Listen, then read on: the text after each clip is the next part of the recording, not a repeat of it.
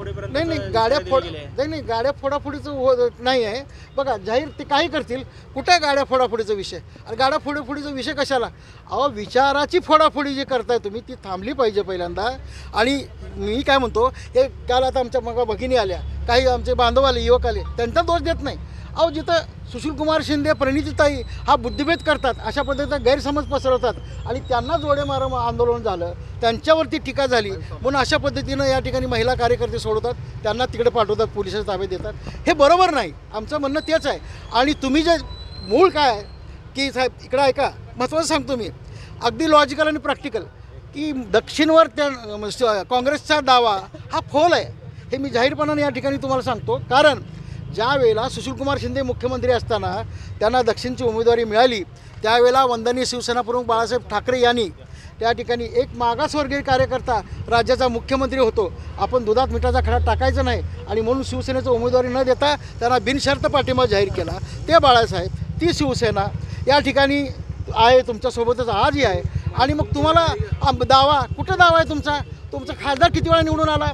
सुशीलकुमार शिंदे किती वेळा पडले सोलापूर लोकसभेला? आपल्या उज्ज्वलाताई किती वेळा पडल्या? आनंदराव देवकते का पडले? आनंदराव देवकते त्यांच्यासाठी राजीनामा दिला, परंतु ते का पडले मग त्यांच्यानंतर? हे तर मुख्यमंत्री झाले राज्याचे. तुम्ही तुमची माणसं निवडून आणू शकत नाही, तुम्ही निवडून येऊ शकत नाही आणि या ठिकाणी तुम्ही वर्चस्व ठेवू शकत नाही. 10 वर्ष झाली तिथं भाजपचा आमदार आहे, परंतु ते राहिलं बाजूला. आणि काँग्रेसचा दावा कसला दावा आहे? पण मग आता पुढे काय करायचं ठरवले? काय पुढे मध्य कुठे साधणार आहात का मिटवणार आहात? मध्य साधायचा त्यांनी खऱ्या अर्थाने महाविकास आघाडीचा गुन्हा केला आहे, माझं स्पष्टपणानं मत आहे. आता महाविकास आघाडीच्या माध्यमातून उद्धव साहेबांकडे काय जे त्यांचं काय माफीपत्र स्पष्टीकरण आहे ते देऊन त्यांनी तो विषय संपवावा.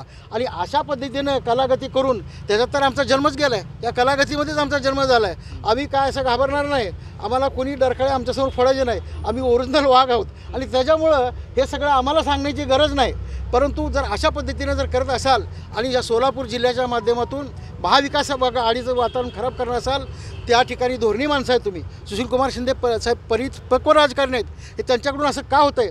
ते पोरीच्या आहारी जातात का पोरगी आणखून कोणाच्या आहारी जाते हे आम्हाला माहीत नाही, परंतु हे काहीतरी घडतं, चुकीचं घडतं आणि बिघडतं.